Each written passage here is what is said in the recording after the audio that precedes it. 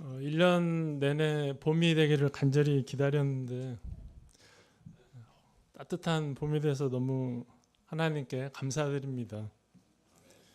오늘 새벽에 강아지 때문에 부득이하게 산책을 나가야 했었는데 추울 줄 알았는데 너무 따뜻해서 깜짝 놀랐습니다. 봄은 이렇게 우리에게 따뜻함과 화사함을 주는 동시에 유혹이 있습니다. 봄은 사실은 이제 전쟁을 시작할 때입니다. 3월을 영어로 뭐라고 하시는지 아십니까? 3월? 달력은 다 전쟁과 관계되어 있습니다. 마치 진군하다는 뜻입니다. 그래서 전쟁을 시작하는 달이 고대에는 3월 달이었습니다. 우리에게 이제 영적 전쟁이 있습니다. 그래서 하나님이 특별히 우리에게 다윗과 골리앗 말씀을 주신 것으로 믿습니다. 45절 요절을 같이 읽겠습니다. 시작. 다윗이 블레셋 사람에게 이르되 너는 칼과 창과 단창으로 내게 나아오거니 나는 만군의 여호와 이름 곧 내가 모욕하는 이스라엘 군대 하나님의 이름으로 내게 나아가노라. 오늘 말씀은 성경을 모르는 사람도 다 아는 너무나 유명한 다윗과 골리앗의 싸움입니다. 이는 사단과의 영적 전쟁을 상징하는 것으로 우리는 이 싸움에서 반드시 승리해야 합니다. 승리하기 위해서는 나를 알고 적을 알아야 됩니다. 우리가 싸워야 할 대적의 정체는 무엇이며 어떻게 승리할 수 있습니까? 오늘 말씀에서 다윗의 도전 정신과 믿음 그리고 하나님의 영광을 위한 분명한 가치관을 배우고 봄학기에 사단과의 영적 전쟁에서 승리하여 하나님께 영광 돌릴 수 있기를 간절히 기도합니다. 제1장 다윗의 긍지와 도전하는 믿음 1절에서 37절까지입니다. 첫째 두려워하는 사울과 이스라엘 1절에서 11절을 보십시오. 블레셋 사람들은 군대를 모으고 유다 땅 소곡까지 점령해 들어와 에베스 담밈에 진쳤습니다. 사울과 이스라엘은 그들의 맞은편 엘라 골짜기에 진을 치고 항오를 벌였습니다. 블레셋 진영에서는 이 골리앗이라는 무지막지한 사람이 등장하여 싸움을 도두고 있었습니다. 그의 위용과 무장이 어떠합니까? 그는 키가 6규빗 한 뼘, 거의 3m나 되었습니다. 사람이 아니었습니다. 머리에는 노트구를 썼고 몸에는 어린갑, 철로 된 물고기 비늘 모양의 갑옷을 입었는데 그 무게가 자그마치 57kg이나 되었습니다. 여기 57kg 안 되시는 자매님들 계시죠? 그가 들고 있는 창자루는 배틀채 같고 창날의 무게만 7kg이 되었습니다. 남자 투포환 선수의 포환이 7.2kg 정도 됩니다. 다리는 놋 견갑을 찼습니다. 무릎 아래를 보호하기 위해서 어깨 사이에는 놋 단창을 메었습니다. 그리고 그 앞에는 또 방패든 자가 있었습니다. 그는 마치 살아있는 이 탱크와 같았습니다. 이런 골리앗이 나와서 우리와 같은 목소리로 이스라엘 진을 향해 외쳤습니다. 8절, 9절을 우리 형제 목자님들이 우렁차게 한번 읽어보시겠습니다. 시작. 그가 서서 이스라엘 군대를 향하여 외쳐 이르되 너희가 어찌하여 나와서 전열을 벌였느냐. 나는 블레셋 사람이 아니며 너희는 사울의 신복이 아니니 너희는 한 사람을 택하여 내게로 내려보내라. 그가 나와 싸워서 나를 죽이면 우리가 너희의 종이 되겠고 만일 내가 이겨 그를 죽이면 너희가 우리의 종이 되어 우리를 섬길 것이니라. 하하하하. 그의 쩌렁쩌렁한 목소리를 들은 이스라엘과 사울은 크게 놀라고 두려워했습니다. 패닉에 빠진 것입니다. 골리앗은 장장 40일 동안 매일 아침 저녁으로 나와서 이스라엘을 위협했습니다. 그가 당장 공격하지 않고 계속 이렇게 모욕하고 겁만 주는 이유가 무엇입니까? 이는 전형적인 사탄의 전술로서 상대의 마음에 두려움을 심어서 싸워보지도 못하고 항복하게 하려는 고도의 심리전이었습니다. 사람이 두려움에 사로잡히면 손발이 마비되고 행동가 마비되어 벌벌 떨다가 한번 제대로 싸워보지도 못하고 패하게 되고 맙니다. 이렇게 해서 지게 되면 이긴 자의 종이 됩니다. 사도 베드로도 그래서 누구든지 진 자는 이긴 자의 종이 된다고 하였습니다. 그러므로 어찌하든지 이겨야 하는데 그것이 말처럼 쉽지가 않습니다. 거기다가 우리 주변에는 우리를 두렵게 하는 이 골리앗들이 참으로 많이 있습니다. 믿음으로 살고자 할 때 우리를 핍박하고 조롱하는 친구, 직장 동료, 상사, 심지어 집안의 식구들이 골리앗이 될 수 있습니다. 어떤 분은 감당하기 힘든 학과 공부가 골리앗이 됩니다. 학과 공부하면 생각하면 가슴이 답답해지죠. 또 어떤 목자님은 감당하기 힘든 양이 골리앗처럼 보이기도 합니다. 캠퍼스에는 물질주의, 쾌락주의, 골리앗이 하나님을 대적하는 세력으로 강하게 자리 잡고 있습니다. 그러나 이런 외적 골리앗보다 더 무서운 골리앗은 내 속에 역사하는 불신과 염려, 두려움의 골리앗입니다. 이렇게 험한 세상에서 믿음으로 살다가 아까운 청춘을 다 후회하고 세상에서 낙오하는 것 아닌가? 이 나이가 되도록 양 한 명 돕지 못했는데 끝까지 사명인의 삶을 살 수 있을까? 이와 같은 골리앗의 세력은 우리 마음에 패배주의, 운명주의를 심어 싸움을 포기하게 만듭니다. 그러나 실상 이런 골리앗들은 믿음으로 부딪혀 싸워보면 종이 호랑이에 불과함을 알 수 있습니다. 야고보서 4장 7절은 말씀합니다. 마귀를 대적하라. 그리하면 너희를 피하리라. 둘째, 다윗의 긍지 12절에서 30절입니다. 12절에서 23절을 보십시오. 이렇게 이스라엘이 싸워보지도 못하고 패할, 또 블레셋의 종이 될 절체절명의 위기에 오늘의 진짜 주인공 다윗이 드디어 등장합니다. 다윗은 이새의 8 아들 중 막내로서 아직 징집 영장이 발부되지도 않은 미소년이었습니다. 그는 베들레헴에서 아버지의 양을 치는 목동으로 아버지 심부름으로 형들에게 음식을 갖다 주기 위해 전쟁터에 나오게 되었습니다. 다윗이 형들을 만나 안부를 묻고 있을 때 골리앗이 또 나타나 이스라엘을 향하여 소리 질렀습니다. 야! 너네 거기서 뭐하고 있어? 그러자 이스라엘 사람들은 너무 무서워서 벌벌 떨며 도망갔습니다. 그들은 골리앗은 무서워했지만 골리앗을 죽이면 받을 상에는 관심이 많았습니다.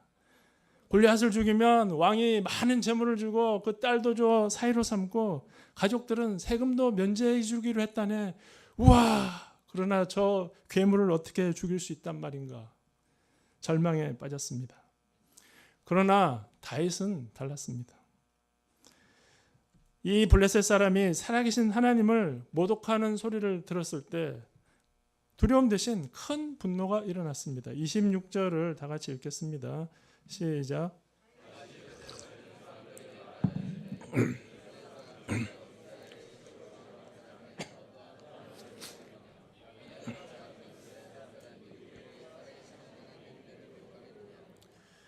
다윗이 왜 이렇게 말하는 것일까요?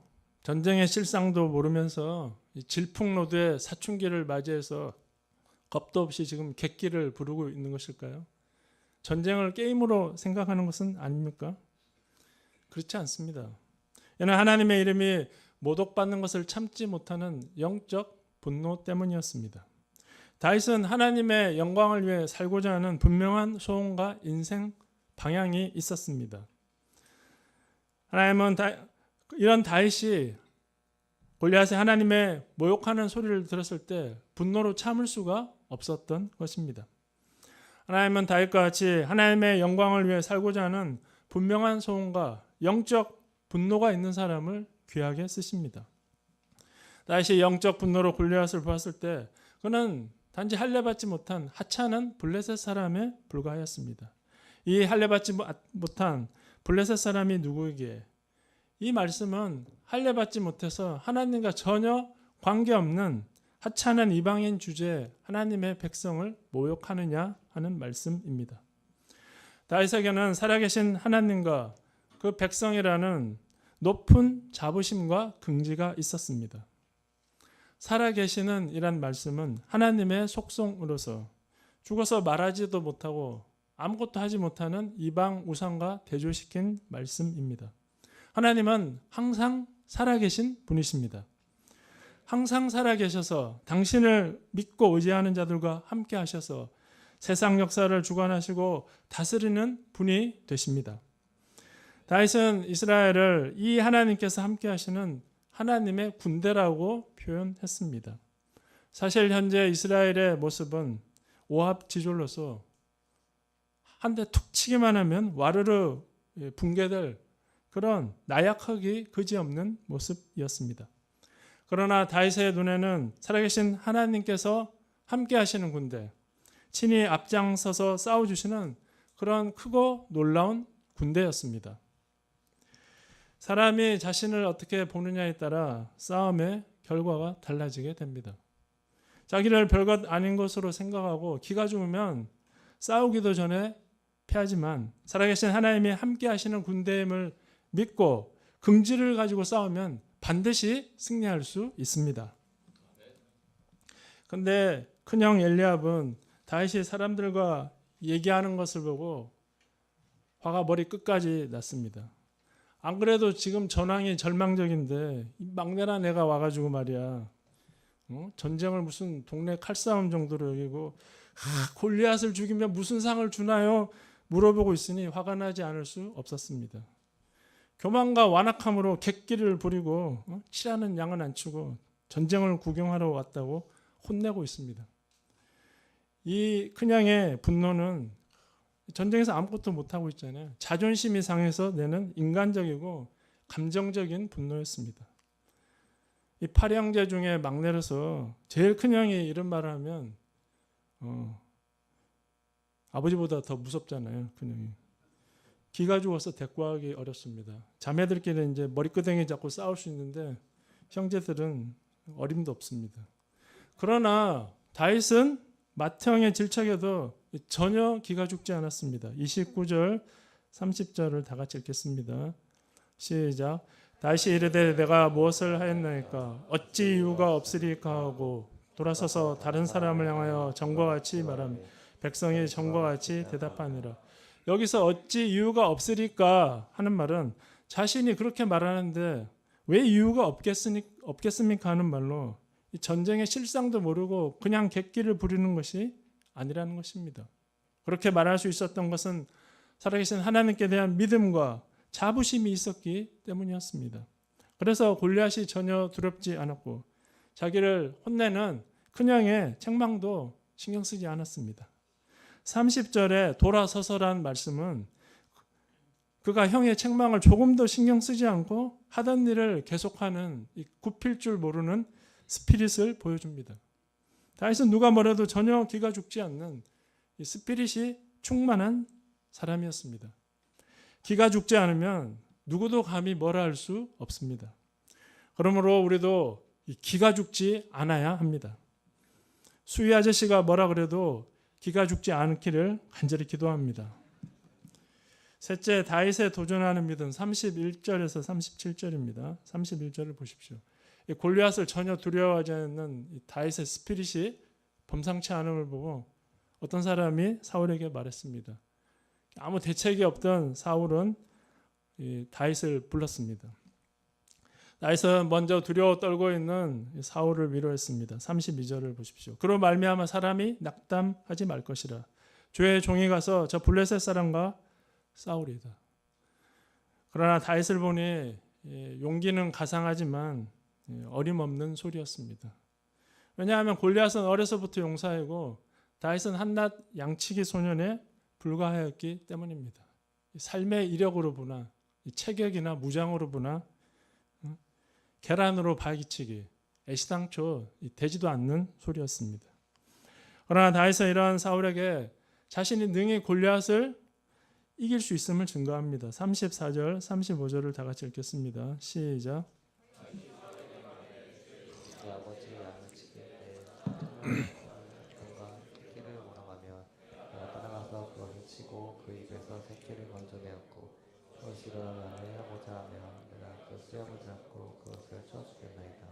여기서 우리는 그의 도전 정신이 어디서 나왔는지 배울 수 있습니다. 첫째로 그의 도전 정신은 목자의 심정에서 나왔습니다.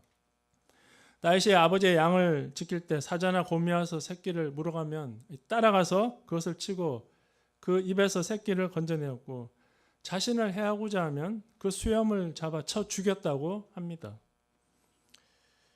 늑대나 일이라면 모르겠는데 사자와 곰과 싸워서 이겼다니 다윗의 용맹함이 놀랍지 않을 수 없습니다. 어디서 이런 무시한 힘과 용기가 나온 것일까요? 이는 어찌하든지 양을 구하고자 하는 목자의 심정에서 나온 것입니다. 양을 구하겠다는 일념으로 앞뒤 가리지 않고 다윗은 무조건 덤볐습니다. 당연히 사자와 곰이 이길 것 같은데 예상외로 승리는 다윗에게 있었습니다. 솔직히 이것은 좀 납득하기 어려운데 엄마들을 생각하면 좀 이해되는 부분도 없지 않습니다. 평소 엄마들은 힘이 없죠. 집에 저희 동역자도 그렇습니다. 불고기 양념통이나 잼통을 열지 못합니다. 이게. 그래서 여보 이것 좀 열어줘 그러면 이제 저는 아무 생각 없이 탁 여는데 힘이 없죠. 근데 집에 불이 나면 어떻습니까? 자식들이 장롱 밑에 깔리거나 그러면 괴력을 발휘해서 농작을 들어올려서 자식을 구했다는 기사가 여러 번 있었습니다. 소위 여자는 약하지만 엄마는 강하기 때문입니다. 이와 같이 다윗은 비록 연약한 소년에 불과하지만 양들에 대한 불타는 목자의 심정 때문에 무서운 힘을 발휘해서 사자와 곰과 싸워 승리할 수 있었습니다. 심정이 있으면 불속이라도 뛰어들 수 있고 맹수와도 싸움도 마다하지 않을 수 있습니다. 하나님은 그런 자와 함께 하시고 놀라운 승리의 체험을 하게 도와주십니다. 둘째로 다윗의 도전 정신은 그의 믿음에서 나왔습니다. 36절을 다 같이 읽겠습니다. 시작. 주의 종이 사자와 곰도 쳤은즉 살아계시는 하나님의 군대를 모욕한 이 할례받지 않은 블레셋 사람이리까 그가 그 짐승의 하나와 같이 되리이다. 다윗은 믿음으로 맹수와 싸우면서 하나님의 도우심을 여러 번 체험했습니다. 그는 과거 하나님께서 도우셨으므로 현재도 틀림없이 도우실 것을 확신했습니다. 그의 믿음은 과거에는 생명력이 넘쳤으나 현재는 아무런 힘도 발휘하지 못하는 죽은 믿음이 아니었습니다. 그의 믿음은 과거 체험한 믿음이 현재도 살아 역사하는 역동적인 산 믿음이었습니다. 그에게 이런 믿음이 있었기 때문에 거대한 골리앗에 도전할 수 있었습니다. 하나님은 이렇게 살아있는 믿음을 가진 자를 통해 그의 능력의 역사를 나타내십니다. 이 시대 캠퍼스 목자로 사는 우리가 다윗의 이 목자의 심정과 믿음에서 나오는 파이팅 스피릿을 배워야 하겠습니다. 한 사람을 살리기 위해 싸우면서 하나님께서 이런 때는 어떻게 역사하시고 도우시는지 믿음을 배우고 하나님의 능력과 사랑을 체험할 때 영적인 실력이 생겨 어려울 때도 승리하는 삶을 살 수 있게 됩니다. 사울은 다윗의 이 단순하고도 절대적인 믿음과 용기에 압도되어 그의 출정을 허락하지 않을 수 없었습니다. 가라 여호와께서 너와 함께 계시기를 원하노라. 이렇게 해서 드디어 소년 다윗과 거인 골리앗의 한판 싸움이 시작되었습니다. 제2장 다윗에게 승리를 주신 하나님 38절에서 54절입니다. 사울이 이제 그냥 보낼 수 없어서 자기 군복과 투구와 갑옷을 입혔는데 이것이 맞을 리가 만무하죠. 사무엘상 9장을 보면 사울이 이스라엘 중에 머리가 하나 더 크다고 되어 있습니다. 키가 아주 큰 사람이었습니다. 다윗이 입어보니까 불편해서 어떻게 했습니까? 다 벗어버렸습니다. 그리고 평소 자신에게 익숙하던 양치는 막대기와 매끄러운 돌 5을 골라 주머니에 넣고 블레셋 사람에게 나아갔습니다. 중무장한 인간 병기 골리앗을 상대하기에는 터무니없는 무기지만 다윗은 자신에게 익숙한 이 비장의 무기를 선택한 것입니다. 우리는 여기서 싸움에 이기기 위해서 자기만의 비장의 무기가 있어야 함을 배우게 됩니다. 비장의 무기를 갈고 닦은 사람은 어떤 강한 원수 앞에서도 두려워 떨지 않고 당당하게 싸울 수 있습니다. 사탄은 강하고 강교하여서 우리의 힘과 지혜로 도저히 이길 수 없습니다. 그러나 사탄에게도 치명적인 약점이 있습니다. 그것은 사탄은 진리 앞에서, 말씀 앞에서 꼼짝을 못한다는 것입니다. 그러므로 말씀을 앞세우면 반드시 승리할 수 있습니다. 우리에게는 말씀의 물맷돌과 기도의 막대기가 있습니다. 내가 체험한 한마디 말씀, 내가 체험한 기도의 체험은 골리앗을 이길 수 있는 가장 강력한 무기가 됩니다. 성경 공부와 기도는 언제든지 할 수 있으므로 마치 시냇가에 널려있는 조약돌과 같습니다. 이러한 조약돌로 골리앗의 이마를 맞추기 위해서 평소 피땀 나는 훈련을 해야 합니다. 다윗이 운이 좋아서 골리앗이 이마가 넓으니까 그냥 맞춘 것이 아닙니다. 평소 얼마나 연습했을까요? 우리도 사탄을 이길 빼어난 말씀의 종이 되기 위해서 그냥 외우는 정도가 돼서 안 됩니다. 물론 외워야 되죠. 말씀의 돌을 날카롭게 갈고 또 사탄과 싸울 스피릿을 덧내기 위해 새벽기도, 철야기도에 힘써야 하겠습니다. 봄학기 우리에게 익숙한 이 마태복음이 준비되고 있습니다. 마태복음은 길지 않고 아주 은혜롭습니다. 오늘 말씀 너무 길잖아요. 메시지는 짧게 제가 준비했습니다. 우리가 내게 익숙한 말씀의 물매와 기도의 막대기를 들고 봄학기 골리앗과 싸우러 나가는 믿음의 용사들이 되기를 간절히 기도합니다. 40여일이 넘게 대치하다가 이스라엘에서 누군가 출정하자 골리앗은 대단한 용사가 나왔구나 기대하고 방패든 자를 앞세우고 나갔는데 놀랍게도 사춘기 소년이 출정한 것이었습니다. 이는 그가 젊고 붉고 용모가 아름다움이라. 앳된 미소년이 출정한 것도 놀라운데 더 가관인 것은 자신을 개로 여기고 양치는 막대기를 들고 나왔다는 것이었습니다. 이 자신의 위용과 무장을 생각할 때 수십 명이 무장을 하고 나와도 시원찮을 판에 막대기 달랑 하나 들고 나온 소년이라니 골리앗은 분노하지 않을 수 없었습니다. 그래서 그는 자신이 믿는 온갖 우상의 이름으로 다윗을 저주하기 시작했습니다. 저 꼬맹이 다리가 부러지게 해주소서, 팔에 쥐가 나서 막대기를 놓치게 해주소서. 온갖 저주를 퍼부으며 내가 내 살을 공중의 새들과 들짐승들에게 주리라 위압적으로 소리질렀습니다. 막상 맞닥뜨리면 겁먹고 주저하기 쉬운데 다윗은 전혀 기죽지 않고 오히려 큰 소리로 외쳤습니다. 45절, 46절을 다 같이 읽겠습니다. 시작.